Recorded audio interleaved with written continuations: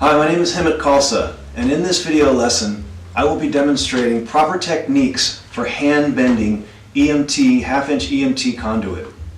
I will be cutting, reaming, and bending using safe and efficient methods that will save you money on the job site. For any construction project, you always want to make sure that you're wearing the proper PPE, personal protective equipment. For this project, we want to make sure that we have gloves and safety glasses.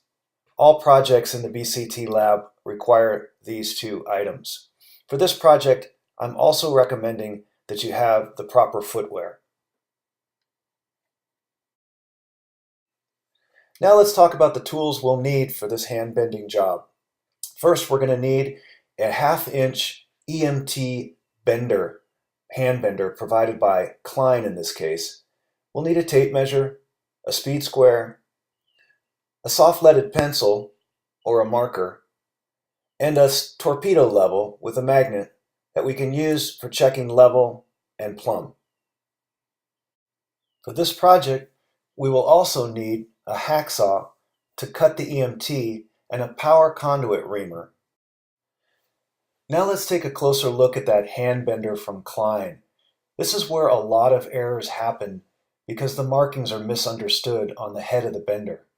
Where it says begin bend, you see an arrow. That's where most EMT bends will begin.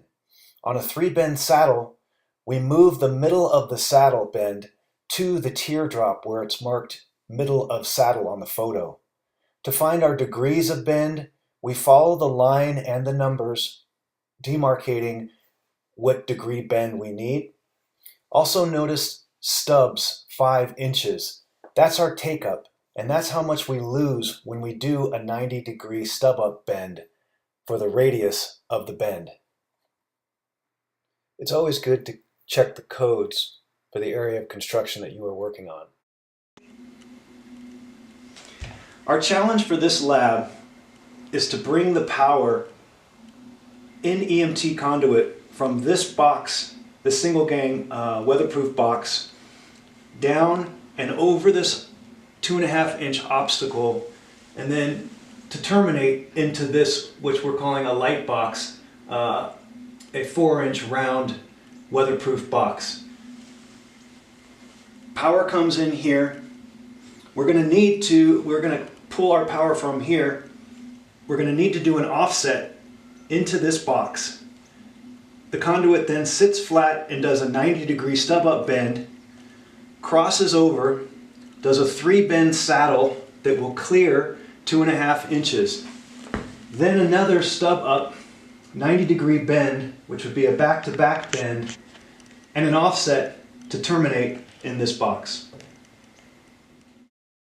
Next, we will power ream the ends of the conduit to avoid the insulation being compromised. Now let's look at our first bend, the offset bend. The offset sits about 1 inch off of the wall.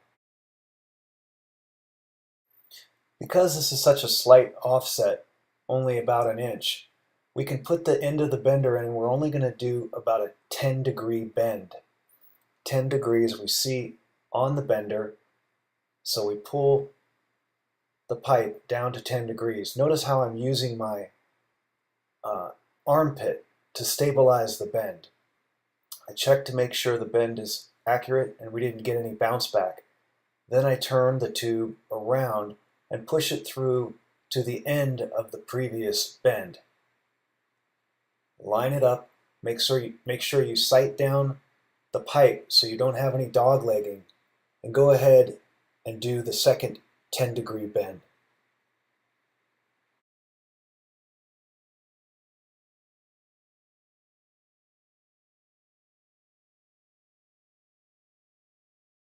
Now let's take a look at the 90-degree stub up. First we take our measurement from the box and we get about 12 inches. Now we measure along our pipe and mark our pipe at 12 inches. Circle the marking all the way around the pipe so you can see it when it's in the bender. Now we need to take account for our take-up. measure back 5 inches to the 7-inch mark and verify 5 inches and make a mark.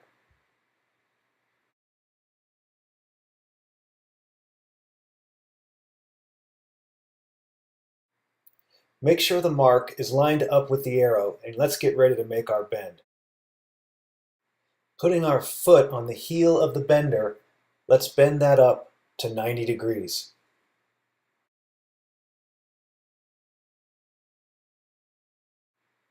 Now we verify that we are level. Let's move on to our next bend, the 3-bend saddle. We're going to take our measurement from the conduit to the center of the obstruction, and we get 16.5 inches. Now let's go to our reference table for bends over obstructions provided by the manufacturer. Our obstruction is 2.5 inches, and we want to make sure we clear that. So we're going to use the row with 3 inches. Our center mark needs to be moved ahead 9/16.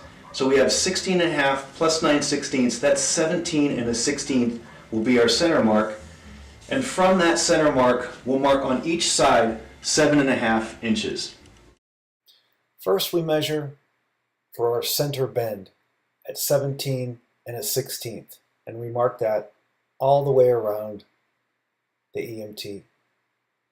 Then we take our tape measure and we measure 7.5 inches to each side from that center mark, and that will represent our outside 22.5 degree bends.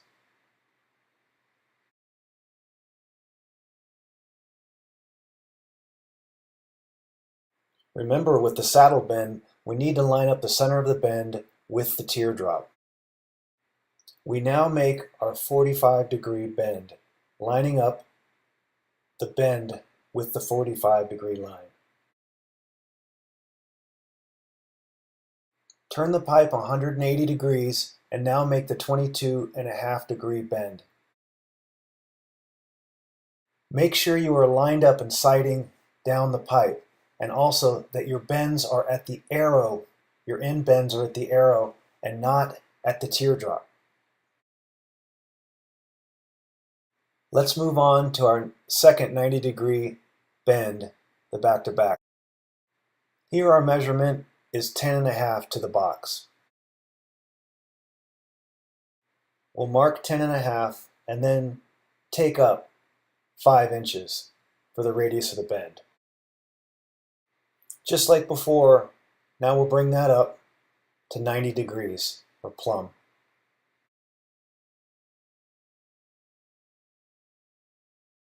Let's finish our project with this last offset.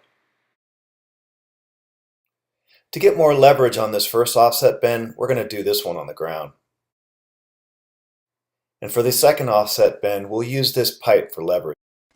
Okay, now that we've taken the time to do accurate measurements and we've used the proper bending techniques in order to get these bends, let's see if we can complete this conduit run.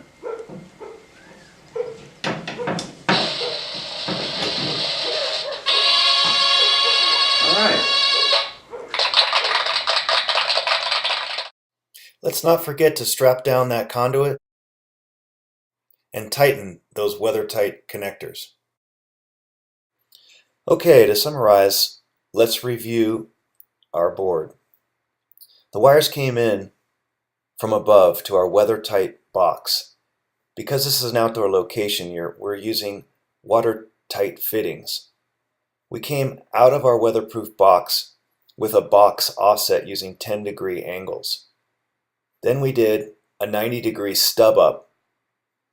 We came over our 2.5 inch obstruction with a 3-bend saddle, and then moved on to our 90 degree back-to-back bend, which brought us up to our weatherproof light box with another box offset using 10 degree angles.